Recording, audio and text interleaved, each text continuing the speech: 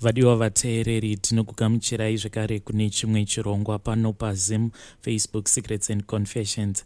Tadzoka zvekare nemamwe mamessages. Regai tibva tapinda mumameseji atadzoka takakubatirai. Hanzi, hello mukomanashi, please post for me makavigawo chitupa changu. Mukomanashi, nyaya yangu yakamira sekudai. So far kana ndichiverenga varume vandagara navo ndaroorwa 7 times. But pavarume vose ava 7 hapana kana umwe zvake akambondibvisira kana senti. Ndiri munhu wekuti ndinongotorwa ndobva ndangogariwa naye ndichichaiswa mapoto. Kana nguva yacho yakwana, kazhinji handikwanise kudarikidza 4 kana kuti 5 months ndigere nemunhurume. Mazuva ekutanga tinenge tichinyatsokuwirirana, especially kana ndisati ndagarisana nemurume uyo anopedzisira azonditizisa. Murume iyeye anenge achitondinyengerera. Vamwe ndo vanenge vachitopfugama vachitochema. Asi kana mukangopinda mumba wega unokwanisa kuzotozvibvunza kuti heya ndiwe here waitombopotawo uchindipfugamira uchindichemera, nekuti unenge wava kushainirwa zvekutosvika kana pakutoudzwa kuti iwewe ungori mvura dzisinganake. Mukoma iyi kana ndikazvifunga zvimwe zvandakamboudzwa kumashure uko, ndinonyatsoona kuti pasi pano pezuva handisi kana chinhu. Saka pavarume ava 7 vose vakandiroora, hapana kana umwe zvake akambondibvisira senti. Ende ndinongorambirwa that very same story yekuti handina mbereko mukoma. Dzimwe nguva ndigere nemurume unokwanisa kuzotonzwa kana kuti iye anobva atokuudza kuti zvinoshandei kuti ndirambe ndichingotambisa masperms angu pauri. Tarirawo kuti chibereko chako chinongoraramira kudya masperms angu chisingakwanise kundipa mwana. Sometimes ndinozokwanisa kuzotodzingwa nemurume sembwa. Sometimes ndinorohwa zvekuti ndega ndinozotoona kuti it is far much better kuti ndingobuda zvangu, otherwise ndinokwanisa kungourawa nemunhu uyu, because love yacho inenge yapanduka kuita ruvengo. Murume akakutarisa unenge uchiona kuti munhu uyu haachatombondidi zvachose. The same situation yandiri kusangana nayo handisirini ndega ba. Young sister yangu yatova mu3rd marriage ende ngoma ndiyo. Inini zvangu I am strong enough kuti ndatojaira kuti ndo kamurambirwo kandinoitwa, ndinorambirwa mbereko. But my sister asi my younger sister ndiye wandiri kutyira kuti dai Mwari mukasangoita kuti ange achipindwa nepfungwa dzekuti ange achitora upenyu hwake, nekuti iye she is not strong enough. Iye anokwanisa kutombondibvunza kuti sisi, saka kusvika rini? Tarirai iko zvino ndava mu3rd marriage. Apa it is the same thing, mbereko iri kuramba. Tazama kuti tinge tichishandisa maremedies ose. Zvatinoita hazvisi normal ba kuti unoswerera uchingotevedza magroups ema-WhatsApp. Handifungidziri kuti hakuna group randisina kumbopinda. Ndakapinda magroups akasiyana-siyana ndichitevedzerawo maremedies anopiwa mumagroups imomo, but hazvimbochinjeba. Hanzvadzi yangu akatosvika pakuvigwa negonzo mushure mekunge afa asina kana mwana. Asi hanzvadzi yangu akaita vakadzi vakawandisa, vamwe vacho hatitombovazive ba. Taingonzwa kuti kwakati hanzvadzi yenyu yava kugara neumwe mukadzi, asi chainge chichibuda ikoko kwainge kusitomborina. Dzimwe nguva ndinokwanisa kutomboshuvira kuti dai hapo pakangouyawo umwe munhu achingoti mwana uyu ndewe hanzvadzi yenyu, kunyange munhu iyeye achinyepa, ndinokwanisa kungogamuchira kuitira kuti zita rababa vangu rirambe richienderera mberi. Asi chinondirwadza ndechekuti ivo baba havatomborina basa nazvo kuti kufa kwavo vanokwanisa kutongorova, nekuti hakuna munhu anokwanisa kuzoenderera mberi nezita ravo. Isusu vana vasikana tasara, zvatoramba izvi zvekuti tinge tichiitawo vana. Inini ndakatanga kuitawo mukomana wangu ndichangopedzawo chikoro, ndo pandakatanga kuita musikanzwa wekusangana nemunhurume pabonde. asi chakandinetsa ndechekuti mwedzi iwowo wandatanga kuita musikanzwa wekusangana nemunhurume pabonde, baba ndo vakatotanga kutotaura kuti apa vainge vachitaura naamai vangu vachiti mwana wako uyu atova nemimba, ende zveshuwa ndainge ndatobatira pamuviri mukoma. Ndo pegawo pandingangoti zveshuwa ndakabatirawo pamuviri, ende handizivi kuti ivo baba vainge vaziva sei kuti ndainge ndava nepamuviri. Maybe baba panguva yacho ndainge ndangoitawo zvekuva juma zviya zvekuti vainge vasingafungidziri kuti ndainge ndatotanga kuita musikanzwa nevanhurume. Ivo vakati vachitaura naamai vakati mwana wako uyu ndamuona kuti atova nepamuviri, yet I was still early in pregnancy. Mimba yacho yainge ichiri diki, ndainge ndisati ndatombotanga kuita masymptoms. By the time yandakazotanga kuita masymptoms ndainge ndatotizira murume iyeye wandainge ndichiita naye musikanzwa, but up until today ndogara ndichingozvibvunza kuti ko ivo baba vakazviziva sei kuti ndanga ndatobatira pamuviri. But ndakati ndazotizira kumurume iyeye uyo akatanga kundiroora, mimba iyoyo haina kana kuzotombogara. Ndainyatsonzwa kuti each and every night pane munhu aiuya obva aita kunge anenge achikanyanga dumbu rangu zviya zvekundisvina like kana mwana asina kunyatsokugara zvakanaka muchibereko. Pane pandakamboenda kunouchikwa, ndo pandakaona kuti kamukanyangiro kainge kachiitwa umwe mukadzi wandakasvika achigadziridzwa mwana wake ainge asina kugara mudumbu. Ndo zvandainzwa apo pacho pandakambobatirawo pamuviri. Ndaitonzwa kuti maoko awa ari kundikanyanga dumbu rangu ainge ari maoko emunhurume. Saka munhu uyu akaita mazuva mashoma achindichanyira usiku hwoga achiuya obva atanga kukanyanga dumbu rangu. Ndaiti kana ndaitwa sekudaro, pandinopepuka ndaibva ndanodurura zviya zvekuti mudumbu mangu munenge muchirwadza. Hapana kana kuzombotora mazuva ndokubva ndatanga kubhlidha, mimba yangu ikabva yabva. Murume wangu wekutanga akabva ati it is okay, Mwari vachatipa umwe mwana. But ipapo mukoma mbereko yangu ndopa yakabva yatofarika zvachose. Ndakambotanga ndichifungidzira kuti maybe ndainge ndisina kunyatsokusukwa zvakanaka, but nekukura ndakafamba nevarume vakasiyana tichizama kuti tinge tichienda kunouchikwa, but zvose wainyatsokuona kuti hapana kana zvazviri kumboshanda. Inini ndine dambudziko rekuti ndikangosangana nemunhurume pabonde ndinotoona masperms acho anenge aproducwa nemurume wandinenge ndasangana naye ose hapana kana kwaanomboenda, unotoona achidzoka. Ndokusaka mumwe murume uyo akazondituka kuti chibereko chako chinongomirira kungotambisa masperms angu, nekuti iye murume iyeye aigara achingonditukira nyaya iyoyo kuti saka ndingazvara sei kana iwewe chibereko chako chisingambochengeti masperms. Ende ndo zvinoitika zvekuti kana ndikangosangana nemunhurume pabonde tisingashandise dziviriro, paya paanorasira mbeu yake mukati mangu, mbeu yake iye achingobudawo mandiri, mbeu yake yose inobva yadzoka, anenge akatowandisa masperms iwawo. Kana ndikaisa kana chitauro kuzasi kwangu, chitauro ichocho chinonyorova zviya zvekunge munhu anenge atorasira mbeu yake pachitauro ichocho.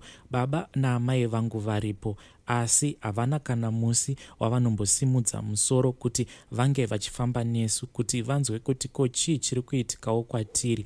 Amai vangu ndo vandakatombobudira pachena kuti amai, ko chiiko chiri kukonzeresa kuti kana ndikangosangana nemurume wangu mumba, urume hwake hwose, masperms ake ose anobva angobuda, anongoita zvekungobuda achingoti zhoo. Ndinonyatsonzwa kuti kuzasi kwangu uku kune zvinhu zviri kubuda zvakawanda, but amai pandakavaudza kuti zvose izvi ndo zvainge zvichitora nzvimbo kwandiri, havana kana kumboita shungu neni. Inini nesista yangu pane kwatakazomboendawo kwatainge tanzwa kuti kune choto muraini medu. Takati taenda ikoko ndokubva umwewo ainge achiprofita vanhu ipapo. Muprofita uyu ainge achitiprofita akabva ati kwatiri, vana madzimai, ndiri kuona kuti mese imimi muri vaviri, mose muri vana vemunhu umwe chete, ende vabereki venyu ndiri kuona kuti vakakuganyirai hangirai, ndiri kuona pamba penyu pane gonzo iroro rakatokura kutoenzana nechikitsi chaicho. Gonzo iroro ndo rakapiwa zvibereko zvenyu. Mose muri vaviri vana madzimai hamutomborina zvibereko, ende kana mukasagadzirisa nyaya dzenyu idzi, ndaona mose mafa musina kana kukwanisa kubata vana mumaoko enyu. Gonzo iri harisi gonzo ba, asi chikwambo, uye shuwa gonzo iri kana ndikakupai munamato uyu wandichakupai, gonzo iroro muchaona kuti pane zvichazoitika pavabereki venyu. Ndokubva taitirwa munamato. Takati tapiwa minamato iye, ndokubva tadzokera kumba inini nasisi vangu tikabva tatanga kushandisa minamato iya, but hapana kana eni shanduko yatakamboona yakaitika pavabereki vedu. Takati tati garei, ndo umwe musi pandakazonzwa sisi vangu vachindidaidza panze vachiti, sisi pane gonzo randaona, but gonzo iroro ranga rakakura. Ini hangu gonzo racho handina kana kumbogara ndariona. Ivo sisi vangu ndo vakati vainge vaona gonzo iroro, vachiti gonzo ravakaona rainge rakakura kuita kitsi. Ndo patakabva tabhilivha kuti zvacho zvatainge takaudzwa patakamboenda kumwe kwainge kuchiitwa choto zvainge zviri zvechokwadi. Takabva tadzokera kuchechi iya, ndokubva taitirwa zvekare umwe muteuro wekuti tinge tichibata chokwadi. Pandakanzwa sisi vangu vachindiudza kuti shuwa vainge vaona gonzo semaudzirwo atainge takaudzwa patainge takaenda kuchoto ichocho, takabva tadzokera pamba ipapo tichikumbira kuti tinge tichiona muprofita iyeye, but takabva taudzwa kuti muprofita iyeye ainge akatosimuka akabva muZimbabwe ndokubva aenda kuSouth Africa. Asi takabva taitirwa umwe muteuro. Takati taitirwa muteuro ndokubva tadzoka kumba. Takati tashandisa muteuro iwowo zvekare, baba naamai vangu vakabva vatanga kutaura vega, asi mukutaura kwavo vaita kunge vanoshevedza vana, ende ivo vaitotaura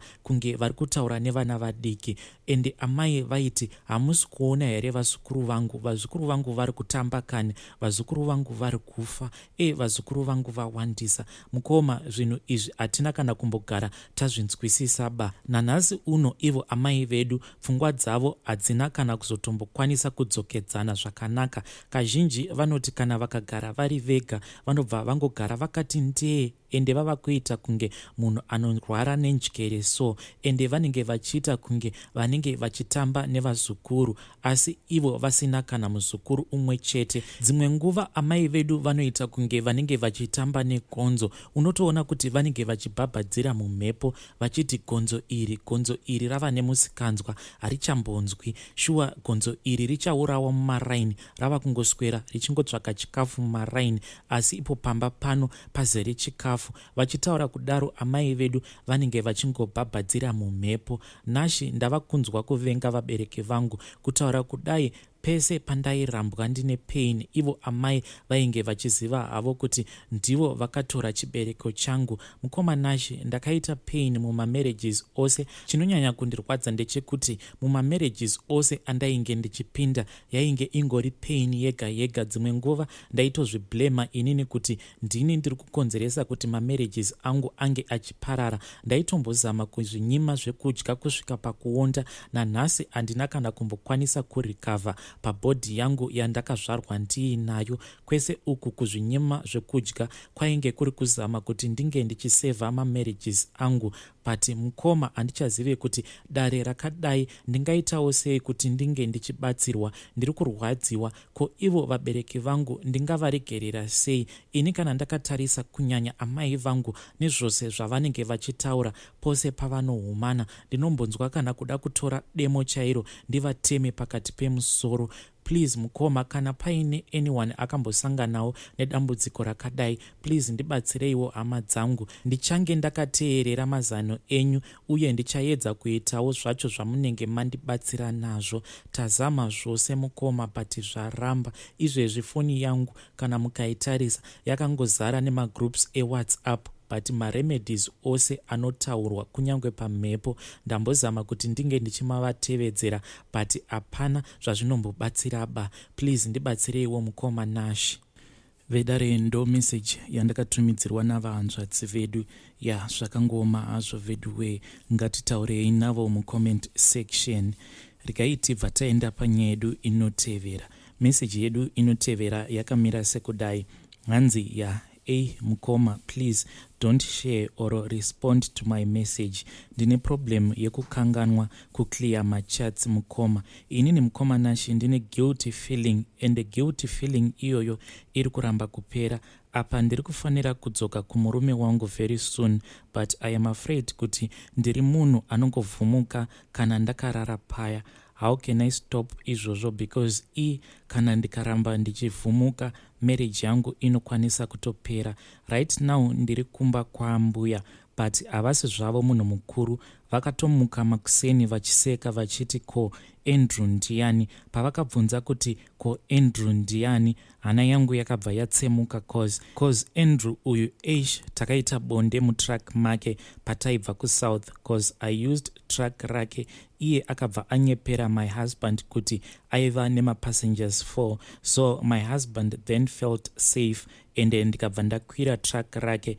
But takazoti tava muJoburg, vakadzi vaya vatainge tiinavo mutrack vainge vatoriwo mahure. Pose apa vainge vachipretenda as if vainge vachienda kuZimbabwe, but vakadzi ava pavakazodzikira muJoburg, that is when I realized kuti vakadzi ava they travel nematracks between Joburg and Cape Town vachiita zvavo izvozvo zvechihure. Saka it was only me nemurume uyu from Joburg until azondidzikisa ndava kuZimbabwe. Ende murume uyu akangoti tasara tava 2 akabva atanga kutaura zvinyadzi pafoni pake like mukadzi anofanira kukokotwa chaiko. The more we spoke, ndakazongoona ndava kutoita bonde naye. Apa it disturbed me nekuda kwekuti inini ndiri munhu achiri kuyamwisa mwana, ndine kamwana kacheche, hatina kana kumbogara tapfeka kana chinhu chekuti tinge tichidzivirira panguva yatainge tichiita bonde. Takati tapedza kuita bonde, akabva andipa prep yaainge ainayo murori make imomo, ndikabva ndanwa. Takati tava kuZimside, he dropped me off, but tiri kuramba tichingotaura paWhatsApp. I think that is why it is confusing me. And ndiri munhu wekuti kana ndikaita chinhu kana kuti ndikataura nemunhu masikati, ndinoti paya kana ndarara ndinobva ndatanga kuvhumuka. Mazuva ekuti inini ndinge ndichidzoka kumurume ava padhuze, and iye Andrew ari kuti ari kuda kudzoka neni. Vakatotaurirana naHabi. I don't know what to do, and ndiri kutya kuzotaura my secret ndiri kuhope. Is there anyone anokwanisa kundibatsira? Munhuwo akamboitawo problem yekuti unotaura zvese zvaunenge waswera uchiita wozozvitaura wakarara. Please assist me. Vedare ndo message yandakatumidzirwa navahanzvadzi vedu.